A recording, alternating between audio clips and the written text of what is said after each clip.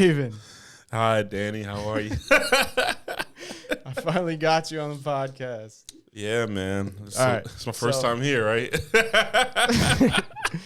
All right. So to let everybody on the inside joke, we literally just did a podcast, and I didn't even see that there was no memory in the recorder. So That's not what we was going to say. We was going to say that the episode was just so good that, it crashed everything, bro. Like, come on. So we literally did 40 minutes, and the audio wasn't recording, and all we have is video.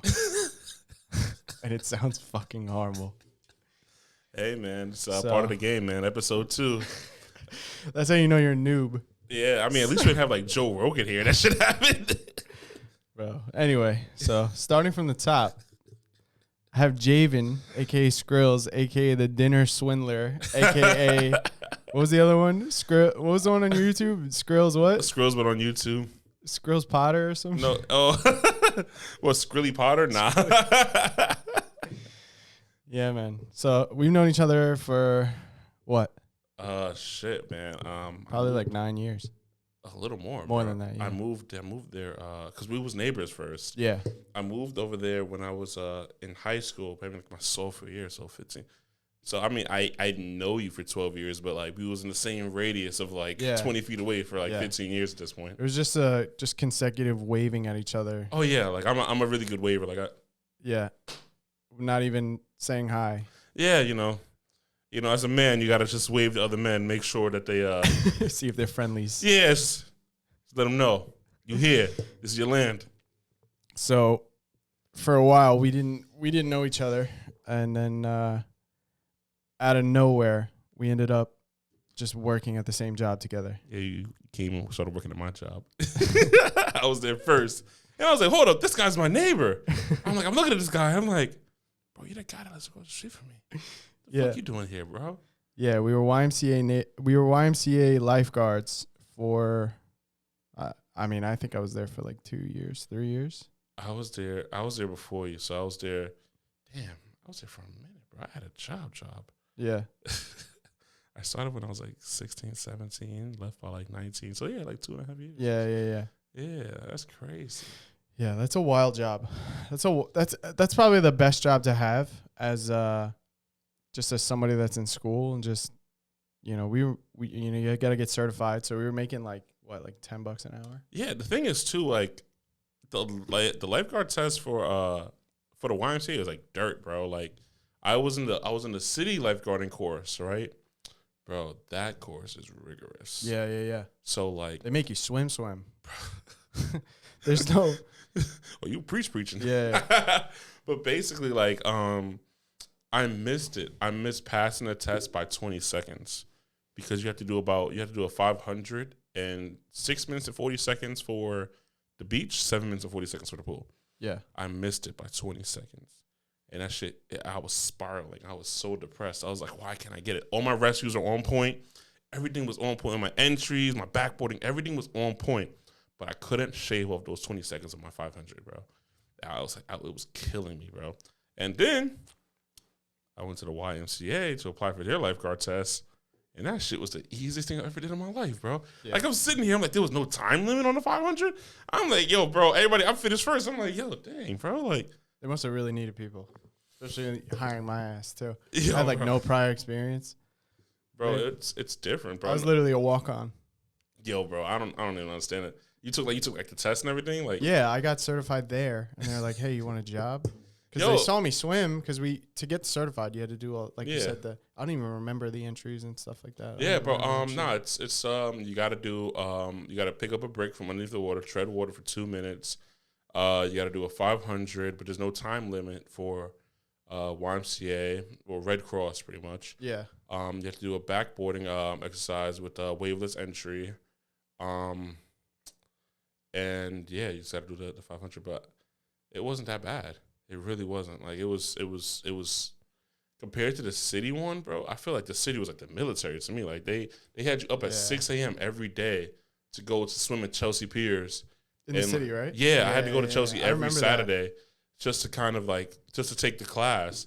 And that class was rigorous, bro. Yeah, you had to go in being a swimmer. Yeah, that's what they want. I took the life. I was swimming. I swam at my high school, and it was funny. My boy Jose, he passed the test. I failed. I was sick, but bro, like that city lifeguard, like they pay you a bit more, but you get Godfather into any of the program. Like he's a sanitation worker now. So, yeah, and then pension carries. Yeah, right, every summer you work. So he's good, bro. But it's crazy, bro. Yeah, I had a friend who was a city lifeguard. He worked. I forgot the park name, but it was like East 70s in Manhattan, and he used to have the keys. So when the pool closed, we would go to the bars, and then we would just bring a bunch of people and open the pool up. It was really bad. That's the best thing. I mean, it was awesome, but it was like probably super illegal. Bro, remember the private pool we worked at? Like I had all my meetings there when my business first started. Like I was sitting there, just had people come over, like had girls come over all that. Like, I don't work there anymore, but I had sex in the sauna. Yeah, bro. Did you really? Yeah, bro. The man and the woman sauna, bro. I bought a girl on each one. I was like, fuck it, why not, bro? Like, when you're the head lifeguard, you get to do anything you want. Head lifeguard? Listen, bro, I hired your ass. Wasn't there only one? How are you the head of something if you're the only guy there? I hired your ass, motherfucker. Yeah, you did. Yeah. It was more than one. It was two of us. Yeah, so backstory. We worked at YMCA. Great job. Yeah. I mean, like hours from 6 a.m. to when the pool closed, like 10 p.m. Yeah. 10, yeah. So like you could literally work whenever. It was perfect around like a school schedule. And you're like a YMCA job recruiter right now. Yeah, literally. And no, it was sick. You would sit for an hour, and then you'd be off break for like 30, and then that was your shift. Hour on, half hour off, hour on. It was sick. It was amazing because once you're there for enough time and you get the newbies, like bro, you gotta sit for 2 hours right now. You switch it up. Yo, bro, it used to be crazy, bro. I used to take so many breaks. It was amazing. We need a lifeguard here, paging lifeguard. Be in the gym, just playing ball. Like, nah, fuck that. I ain't going to stand right now. And like back then, that's when like Netflix was on your phone. You would just watch Netflix for your whole shift and then get off. Hopefully nobody saw you. Bro, that shit. And then you put the headphones in. You'd snake them through your shirt and in your ear. That was crazy, bro. You look like an old DJ. You got the tube right here. You got to cover the phone. Yeah. And then God forbid you got to get off stage and like somebody. Yeah, you're fucked. Oh my God, it was crazy, bro. You just unplug the phone and the headphones are donezo. That's it. You're good. They're going in with you. You know what's funny? So I was at a building. I was sitting there. I'm like, oh, we got the pool here. I was just grilling the lifeguard. Like, what's the pH level of the pool, bro? Yeah, I see. Yeah. What's the temperature of the pool today, sir? Is it 81, 82? Nah, it's not warm enough, man. It's too cold. It's not good. The bacteria, bro. It's looking a little green. It's supposed to be cold, not warm. But, you know. But, that job lasted for a while. And then I got fired for looking at my phone, evidently. In the end, like 3 days before Christmas, it was brutal. Oh my God, bro. That's a Christmas story to bring home. It was horrible. And I didn't even tell my parents. No, now they know. Yeah, they will know now. Yeah. But and then like you said, you hired me. I needed a job bad. So I paid all this money for like a new lifeguard certification, and then I ended up getting fired like 3 months later. So I was like, shit, I better use this out. Yeah. Yeah, that job was wild. There's just like an apartment complex. Like that was the best, bro. Like, honestly, because the person that hired me, right? You know what's funny? I suck at applying for jobs. You know, I found a job on Craigslist. And that was like the thing back then. Yeah, bro. I was looking for jobs for lifeguarding on Craigslist too, and it's just so sketchy. It's so sketchy, but I got the job immediately, and then like everybody that worked there, like just left.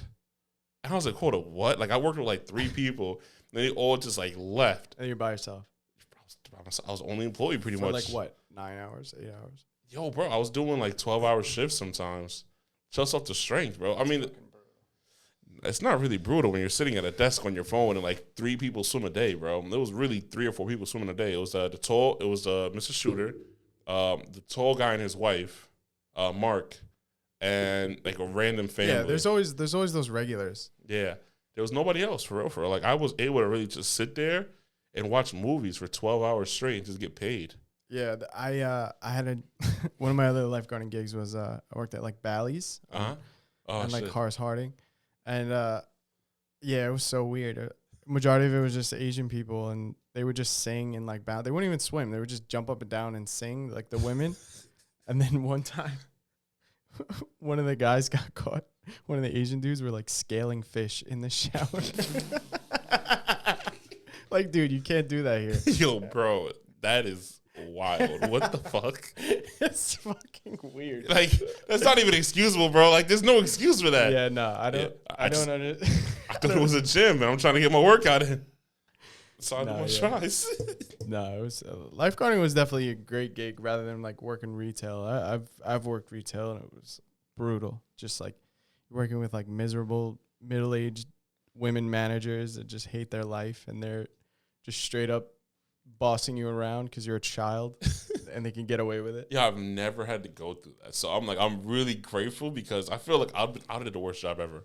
I'd have just left. Oh, it's horrible. I'd have just said, nah, bro, I'm not doing this. Have a nice day. I worked at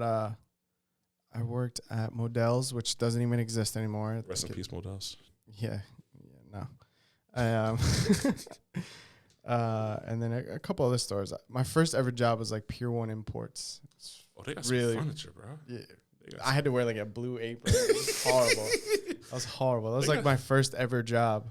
And it was seasonal, so they ended up just fucking getting rid of me at the end. So imagine like being a kid, getting your first job, and then like by technicality getting fired, but for something you didn't do anything wrong. You're just like, all right, get out of here. Hey, bro, I know we said you might be able to kind of stay on for a bit, but yeah, you're just not that guy, no. Chief. Not that guy. Not at all. Nah, man. I always wanted to work at a mall. Like when I was younger. Why? Because like you ever see like those high school kind of like shows like Saved by the Bell shit and like all that like shit and, like they just worked at the malls.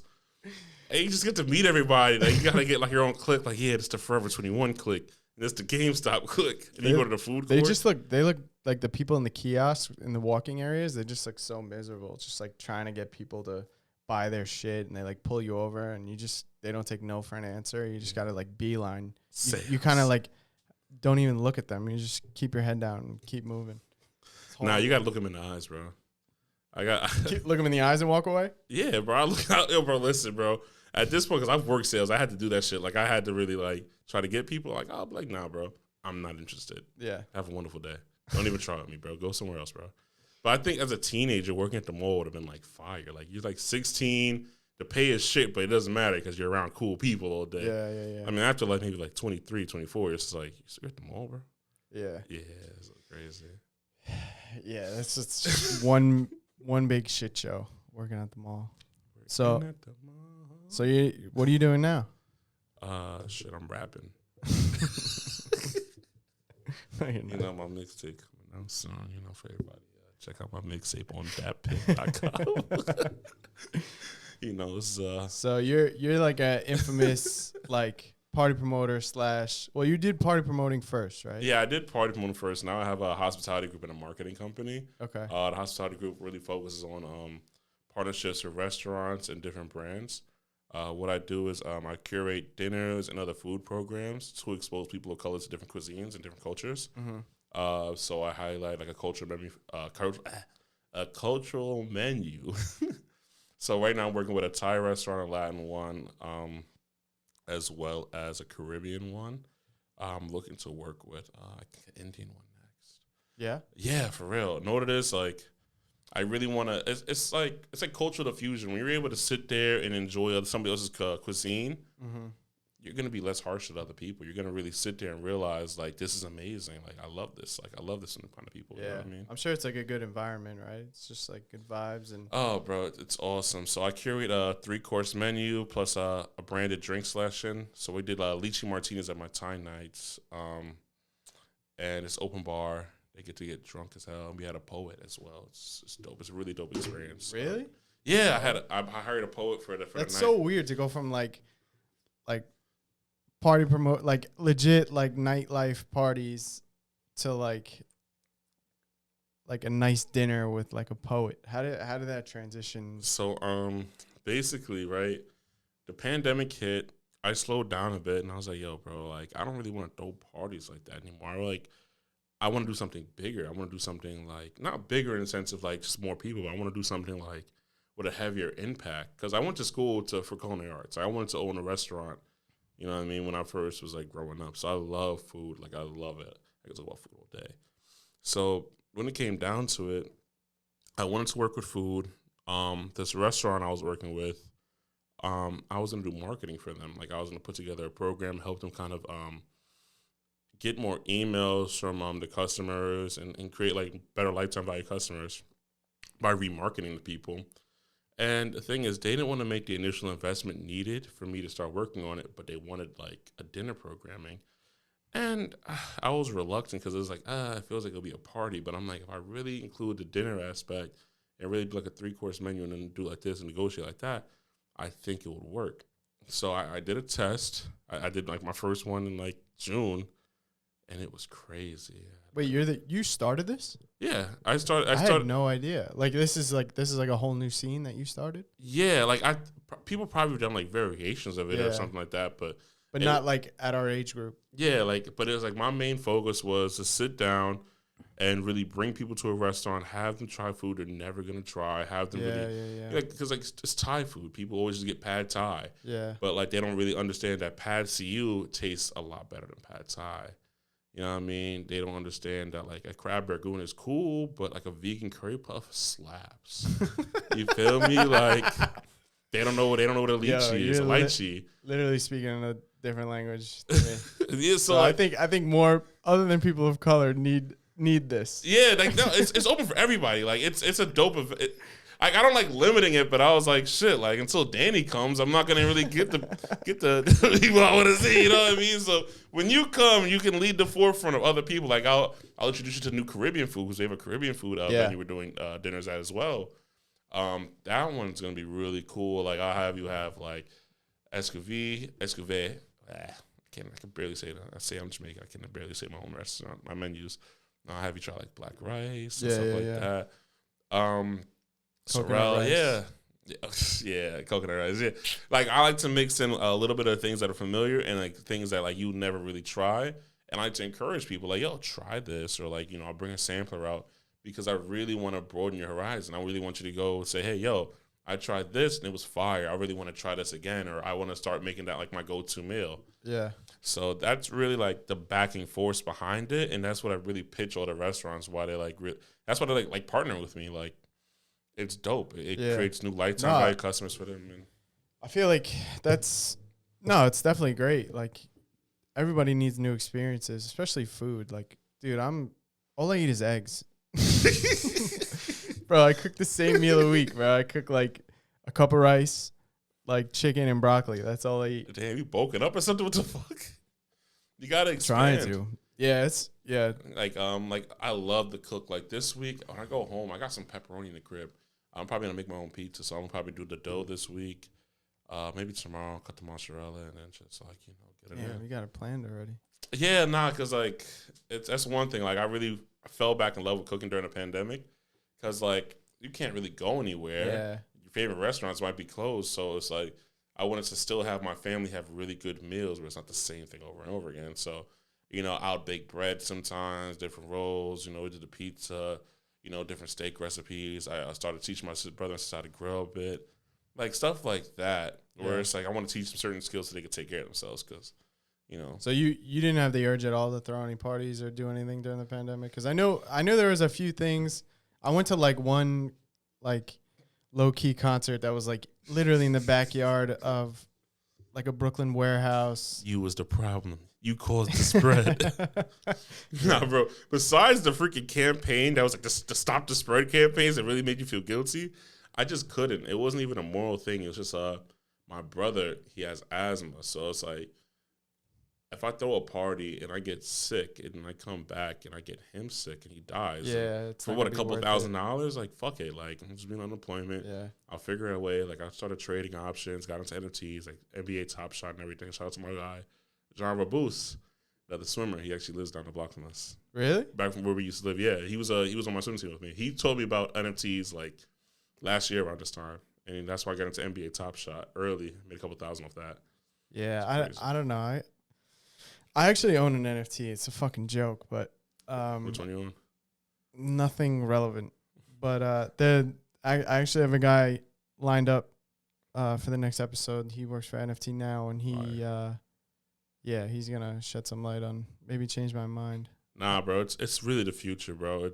I mean, at least right now, it's the metaverse is real, bro. There's things that's gonna go down right now that if you don't invest your money in it now, while people don't really understand it yet, by the time people understand it, it's gonna go down in value. Like, you know. Yeah, especially like the real estate. It's so weird to me. Like, I'm just gonna make up a job. I'm gonna be a metaverse real estate. What you call it? Real estate agent. Real estate agent. Go for it, bro. No. I mean, you could do anything in this day and age. Just but even with the NFT, like I have an NFT show coming out as well called Toka Talk NYC. We shot a couple episodes, waiting to release everything. But I speak about the time this is why, bro. So I know we spoke about the Migos in the last part, right? I'm not really fucking with Takeoff right now, bro. Why? Because he had the fucking worst NFT ever with a fucking 0.4 floor, right? Spent $1,600 getting it on the floor for his NFT, right? Had all these amazing utilities and promises. This motherfucker ghosts everybody in the chat, and the shit drops to like 0.1. He stole the money? I mean, not stole, but it's not like a stealing the money thing. It's just like they just didn't deliver. They didn't engage. They didn't build a good community. Yeah. So I lost like $1,000 off that easily. Yeah. And then I got scammed once. That shit hurt. That shit was so sad. Yeah, there's a lot of that going on. That's why I'm not into it. No, it is. I had a really good NFT, bro. Shit was worth like at least $1,000. No, not $1,000. It was worth 1 ETH.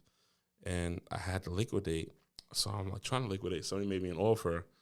And like since I'm still new, they did like a trust wallet offer. I'm like, cool. Like, all right, I'm believing him. And something in my head was like, bro, don't do it.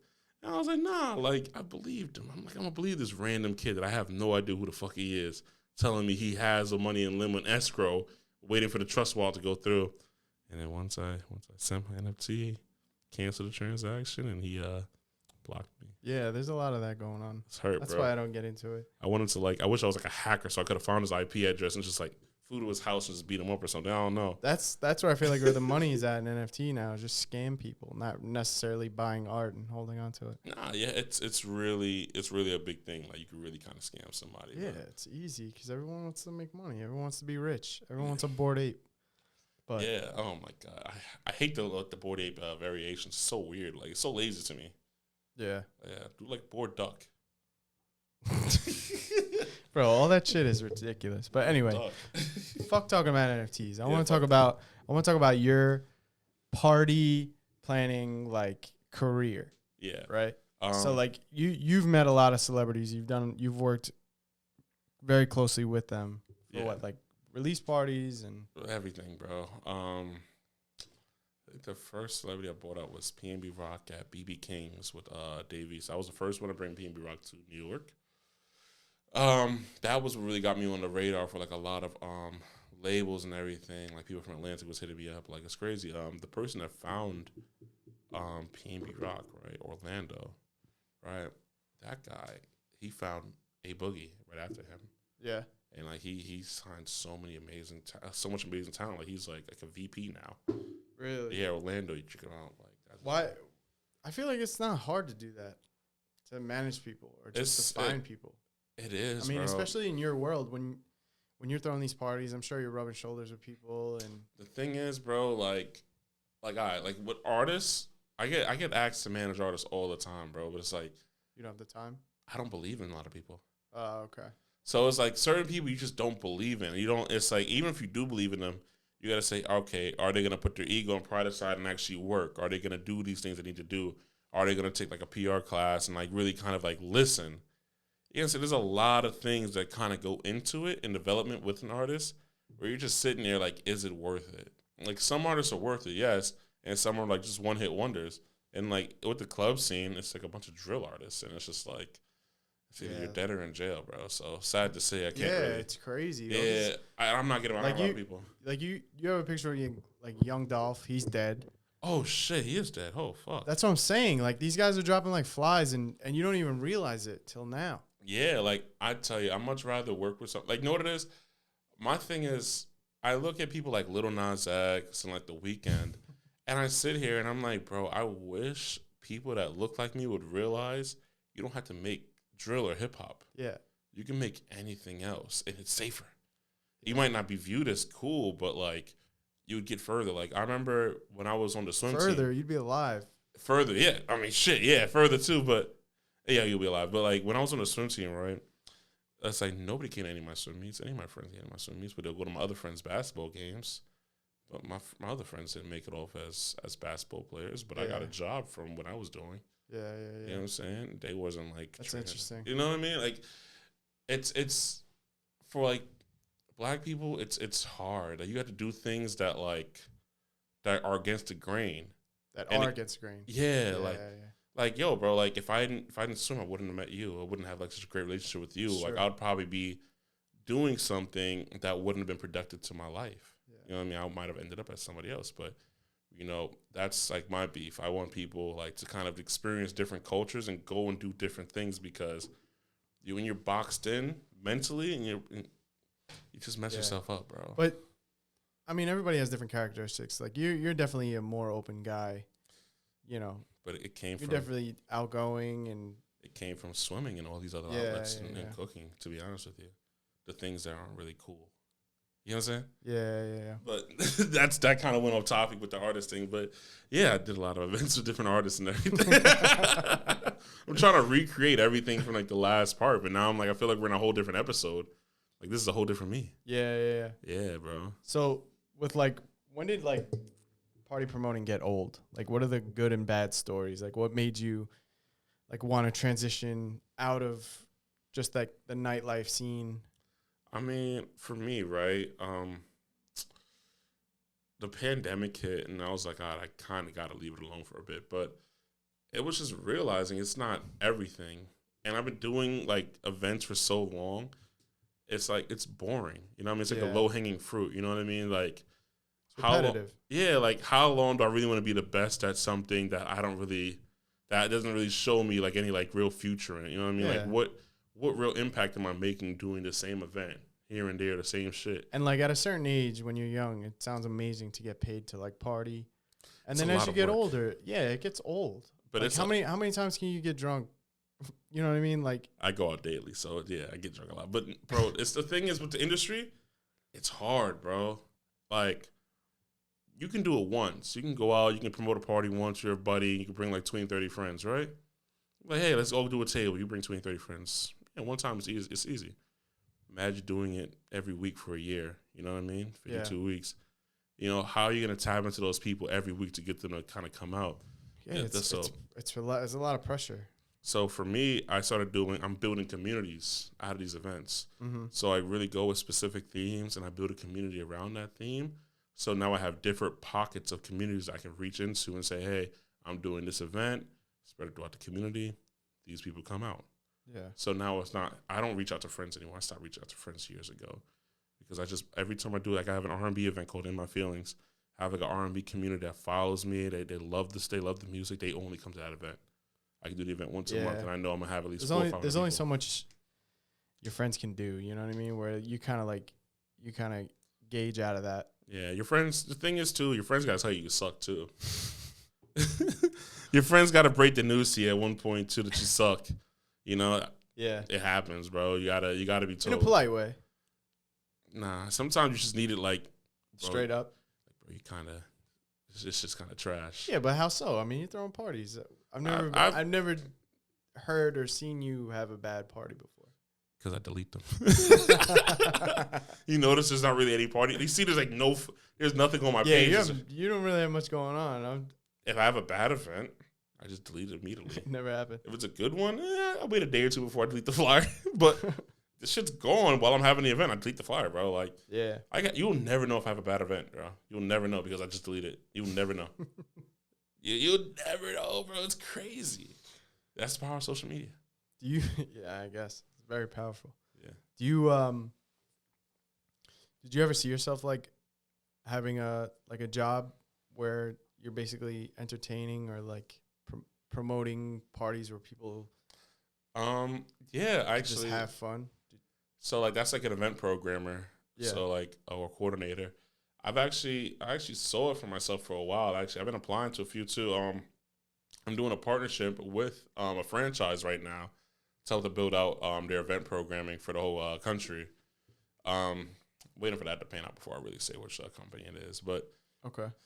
it's something I thought of, and it's like I feel like I'm good enough where I'm like I'll get a job. And I know what it is. I always just suck at resumes, and I suck at like applying for jobs. Like I just lose interest. Yeah, Fuck it's it. very robotic now. It's not very it's not like human to human, you know. It's tough to network with some program that wants your application and then you have no idea where it goes. Like I'd much rather submit a deck with actual numbers that I've made Yeah. for different companies and different venues than like a resume. Like analytics. Yeah, like I'd much rather just send them a whole presentation on how much money they could just make them and call it a day. Yeah. Even though that's it's what like, it boils down to. yeah, even though like I could put it in a resume, I kind of want to make it into like a pitch deck and just call it a day. Like I don't really want to just do the same old.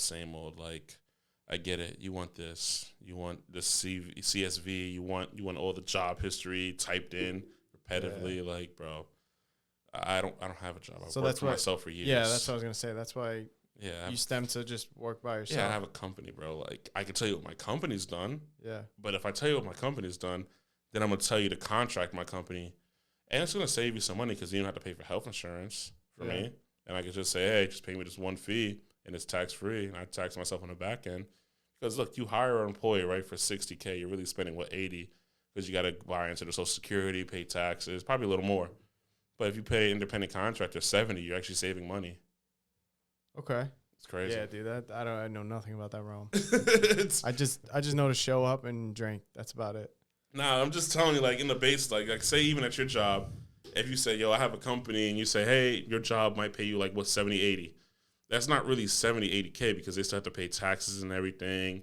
They got to pay for your health care. It's a lot more money that goes into hiring somebody. It costs a lot of fucking money. Yeah. So if you said, hey, I'll come on as an independent contractor, just give me this lump sum, which is like a few $1,000s cheaper, it actually saves them money, saves them liability as well. Yeah. No, that definitely makes sense. But to answer the question, I do see myself doing that role one day of putting together events for bigger companies. Yeah. See what happens, bro. I just never know where life's gonna lead me, but I'm always grateful to be on this journey. You feel me? No, 110%. Especially consider what we've been through, like with the pandemic and everything. It's just crazy to be alive with just everything that went on. Like people refute the whole pandemic, but I've seen some shit at the hospital. It's definitely real. People were doubting if it was even real because they personally didn't even have it. Yeah. But no, yeah, it's just it's definitely a whole new look on life right now. Coming out of the pandemic with this stuff going on in Ukraine, like the news isn't even paying attention about the corona. So like I feel like things are just gonna get back to normal just because of that lack of news coverage. Yeah. And summer's coming, so. Yeah, know that there's jobs need to be filled. Like a lot of people were lost, so there's a lot of shit shit just has to keep going at this point. It sucks to say, but we're going through a major inflation right now, so shit just has to keep going, bro. No, it's definitely crazy. Like coming out of this pandemic, like we both moved out. Yeah, that's crazy, bro. We was neighbors for 12 years, and now we just moved away from each other. Yeah, that's crazy, man. I moved to Brooklyn. And you're Queens guy still. Yeah, dude, I just love fire. It. Yeah, I like Williamsburg, right? Yeah, Williamsburg, Brooklyn, like that. Like when I go out, I don't go out around here. I will make my way and go out to Williamsburg, just hang out, do what I gotta do, and then just like leave and come back to my bubble.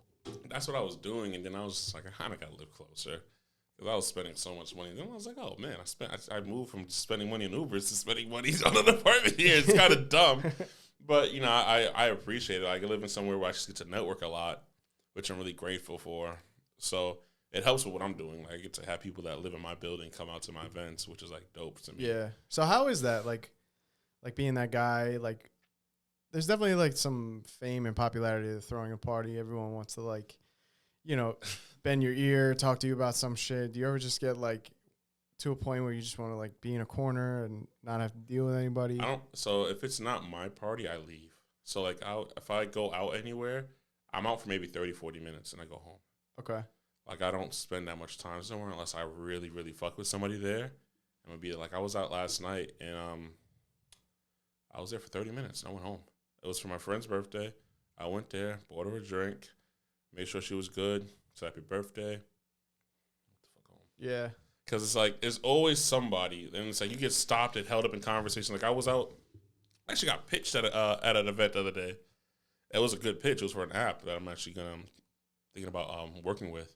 But I got pitched going into an event. Like, every time I go out anywhere, it's just something. Just straight networking. Yo, bro, it's crazy, bro. Like, I just never know what's going to happen. Like, anytime I go out, somebody approaches me with some idea or something. They know me from somewhere. I barely remember anybody I meet. I meet so many people. Sometimes I'm drunk. Sometimes I'm busy. I don't pay it any mind. But it makes you feel like a celebrity a bit, but it's still kind of like, it's draining, bro. Because I can't hold conversations anymore. Like, there's so many open conversations on my phone. Like, people know that I send one-word replies nowadays. You have to call me if you want to talk to me. Like, yeah, nobody likes that anymore. Well, nobody likes calling? Like, when I call some of my friends, they're like, what are you doing? Nah, you got to FaceTime. If you want my time, you got to call me. Yeah, I love FaceTiming. Because, like, even, like... FaceTime is amazing. It's like my phone, right? Like, you ever notice, like, you hold your phone so much it bends your fingers? Yeah. Like, I freaking hate holding my phone. I feel my fingers You got a bending. big-ass hand. Yeah, but my fingers are bending, bro, literally. That's why, like, I text back from my MacBook. That's the only reason I'll sit and I'll text back from my MacBook only. Yeah. But I can't do it, bro. I'm a phone call guy. Yeah. Well, I mean, it's the business that you're in. Yeah. But, like, I have to text people. I have to invite people places. I have to DM people back. Like between me and you, I get, like, maybe 40, 50 DMs a day, bro. Yeah. But, I mean, it's just the area that you're in, you know? Fucking Like, a lot, bro. everyone wants to be friends with the party promoter. It sucks. Yeah, but, really like, your friend, but, like, like, you were always, like, that outgoing guy. Like, I feel like you have to be to be in this business that you're in. But I'm an introvert. It's crazy. How is that possible? How are you an introvert and you're a party planner? And now you're doing dinners. Let me tell you something, right? I'm going to tell you a secret. I'm actually going to talk to my therapist about it, too. Your therapist? Yeah, I have a therapist. Oh, I'm not making fun.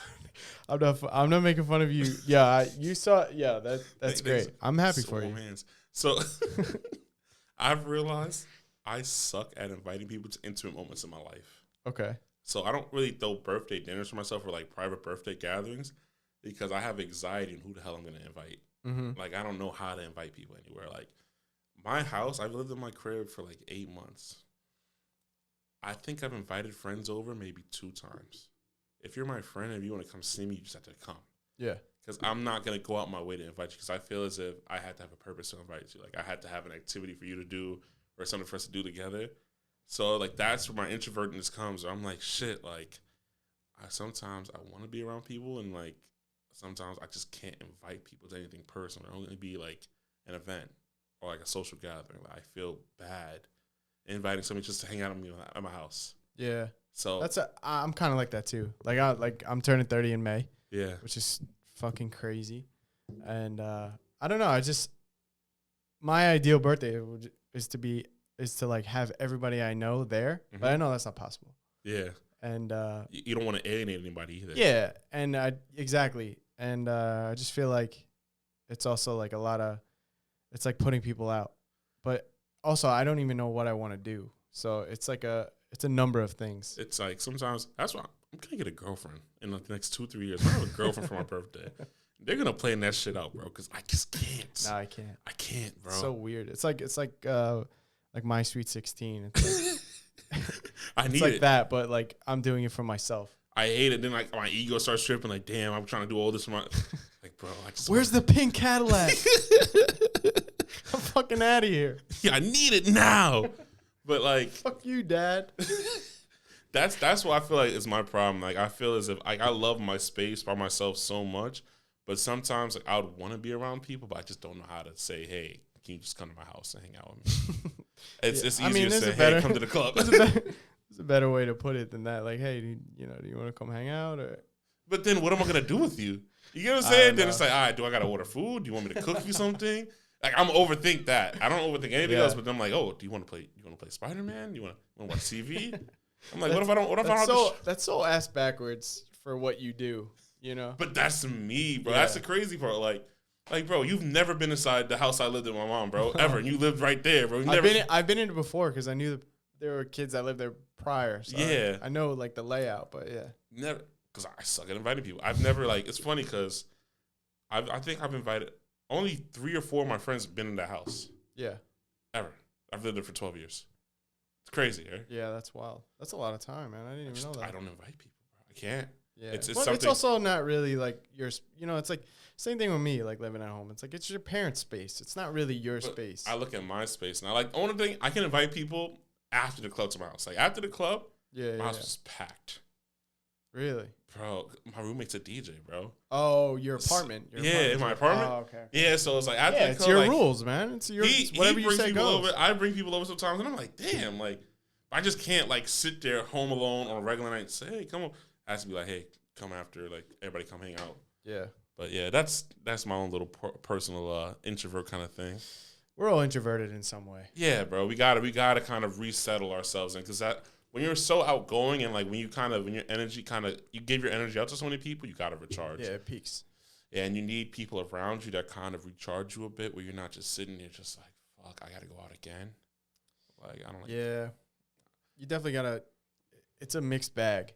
You know, you gotta find different circles. It's like a Venn diagram. You know what I mean? You gotta leap to that other circle and be like, yeah, I'm in the chilling Venn diagram portion of this circle right now. I'm like, yeah, you know, I can't wait to go. I think I'm going out a little bit tonight. I'm gonna go out for an hour tonight. I'm going to my friends' events. I'm gonna go support, but I'm gonna be promoting my shit. It's really work. Might airdrop a flyer or two.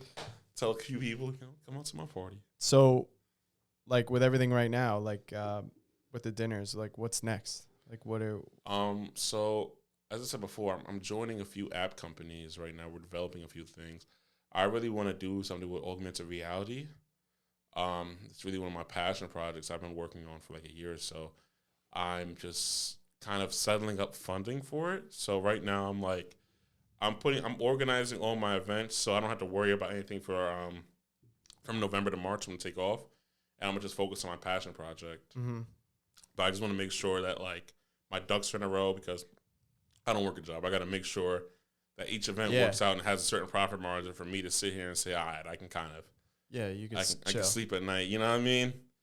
So that's stressful, man. Like I'm used to that 9 to 5 where when I show up, I get paid. Like for you guys, like for and I have people I employ, so even if they gotta get paid, I had to pay them.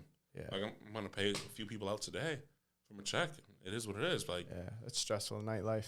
It's stressful, but it's like you get to be your own boss. Like it's like I control a lot of things in my life at this point, which is pretty cool. Like it's fire. Like because I can sit here and I can say I could throw an event or two, and I can make enough money for. Where I would have made like 2 months' salary at my other job in one night, and I'm like, cool. Yeah, I can relax. It's a catch-22 because it's not always like that. Oh, like slow season just like ended just now, and like slow season, I was hurting, bro. I didn't plan accordingly for that. So what's considered slow season? Let's say like after New Year's up until March. It's like slow season. Why? People have you been going out these past 3 months? No, I haven't. Yeah, it's fucking slow season. But I'm the worst example. But you're still a consumer. But you go out during the summer, right? Yeah. Slow season. Yeah. So now, I miss that sun, man. Right now, is when you start kind of bubbling up. You start planning everything, put everything together, and then June is when you really kill them. But like I'm your worst example to use. Like if I can't get like a crew to go out with, I'm not going out. Like you used to say, I'm King Williamsburg, baby. Yeah, in the summer. Don't get me wrong. But you're gonna find a crew in the summer no matter what, though. Yeah, and that's for almost any day of the week too. We'll see. It's always gonna be somebody's birthday or something like that, and you're gonna go out. But that's like my slow season. Really, it's really like December-ish. Like you can catch a few holidays, but after New Year's, everybody's just like, "Fuck this! It's too cold. I'm staying home in New York." And then February. I feel like girls don't give a fuck though. It depends. Like pretty girls don't give a fuck. Be real true, because they don't have to spend money on shit. And everybody just pays for shit. That's true. That's why I hate Manhattan. Manhattan is so anti-guy. That's why I hate going out there, bro. It's like you show up to the door, you're just trying to have like a good night. The front door guy's like eyeing any little thing to not let you in because of what you're wearing, and then it's like if you don't have like 5 to 10 girls, you're gonna have to you pay this amount. It's just like, dude, You gotta start a bar tab. I just want to drink, bro. It's the game. Where you going to like the Marquee or something? Where you going, huh? No. Marquee days are done. I just go to Willie, man. I go to like Whiskey Brooklyn, Ken Ale House. Oh, I was at Ken Ale House the other day too, man. I actually, the owner's a great guy, man. He helped me out with something the other day. We ran out of food at the club at Shemansky, so I bought like trays of food from him. The Super Bowl, but he gave me a really good discount. Really? Yeah, good guy. So you're doing parties at Shemansky's? Because I know Shemansky's. They used to be verboten back in the day. So if you ever been to Pasha, Eddie Dean, they own Pasha. Yeah, I've been to Pasha. He bought place is shot. But yeah, he bought verboten and turned it to Shemansky. Okay, great guy. So it looks like a deli, right? That's like their. Nah, that was just the sign that he did. The freaking hot meat shit. Yeah. Like we been telling him to take that shit down for a minute. Like I'm like, it's so freaking dumb.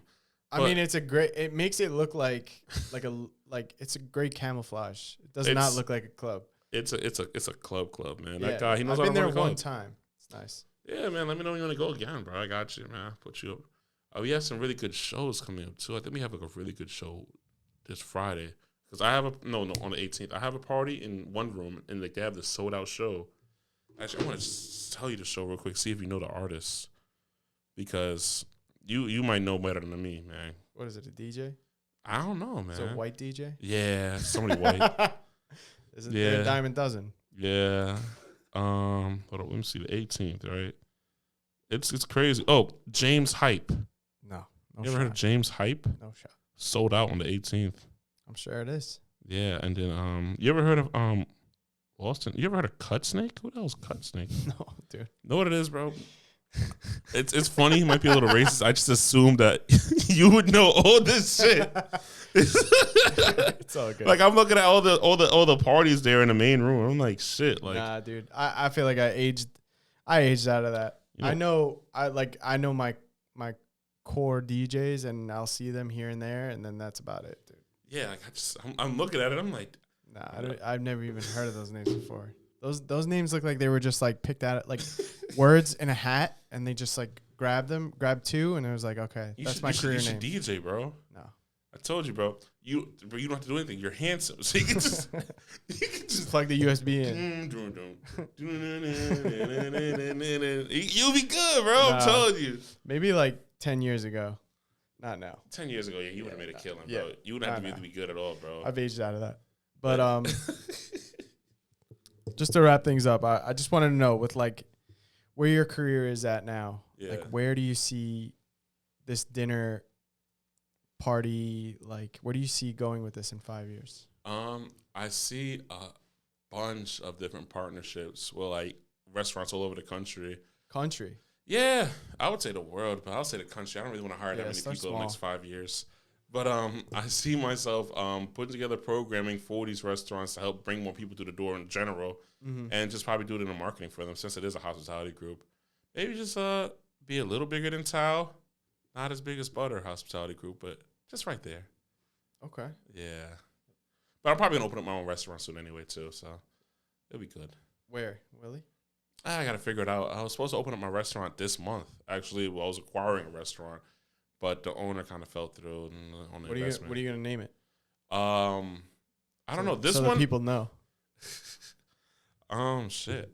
I think if I'm going to own a restaurant, I think I'm probably going to just name it my name real quick. Like, if I'm going to own a restaurant, like my first one, I'm probably name it my name. SCRILLZ? Yeah, just. Don't do that. Or Skrilly's Place. Don't do that. Put some more flavor on it. Yeah. I mean, the first one, it was going to be a Caribbean Latin fusion. It was called NAM, which is to eat in Caribbean culture. That's okay. There you go. I like that better. Yeah, I had the whole proposal here. If any of your people that watch this podcast want to just the four. Idea. Yeah, the four. It might be a powerful four, man. Yeah. The powerful four. But nah, man, I appreciate you coming on. Nah. We basically did 2 hours today. Yeah, man. I mean, thank God we're friends, bro, because I would have went the fuck home, bro. I'm like, damn, bro. 2 hours of my goddamn life. Yeah, I definitely will never make that mistake ever again, I promise. Hey, man, listen, man. You learn from mistakes, man. I tell people, I don't take anybody seriously until they fail. Yeah, dude, that's why I did this. Yeah, you have to fail first. I spoke about that last episode. Like, I've never really like put myself out there or fail at anything. It's like it makes you a very weak person. And I feel like you need to do it early or at least one time in your life. You have to fail. It's like, look, if you fail at something, right, and you get back up and you figure out how to get it done, then you're somebody that has to go get it. I can respect you. Yeah, and you can't really you can't do anything with somebody that doesn't do that. Exactly. So anytime anybody wants to work with me, and I ask them like, "Yo, have you ever failed before?" They're like, "No, I haven't taken a loss yet." All right, go lose your money real quick, Yeah, bro. yeah, and then come back. See me. I mean, I've lost money. We could talk about. I've lost a like, lot of money on something like you really. I remember the first time I really took an L doing parties, right? I tried to do my first 21 and up party, right? Mm-hmm. And I was like I didn't have a 21 and up crowd. I wasn't even 21. I lost like $5,000, right? And it was all the money I just made recently from like starting this whole shit. I remember crying in the car, like, bro, like I just lost it. Like, what the fuck, bro? I thought I was good at this. Like, like what the hell? And I was so sad. And then the next week I worked my ass off and I made double it. There you go. Yeah, like I had to get the fuck back up. I was like, yo, bro, I'm not letting this happen again. I'm gonna work smarter. And you have to fail and you have to learn from it and you just have to be a better person. That's the only way we can all evolve, bro. That's true. Yes, sir. It's words to live by. Thanks, brother. Appreciate you, man. I appreciate it, man. All right,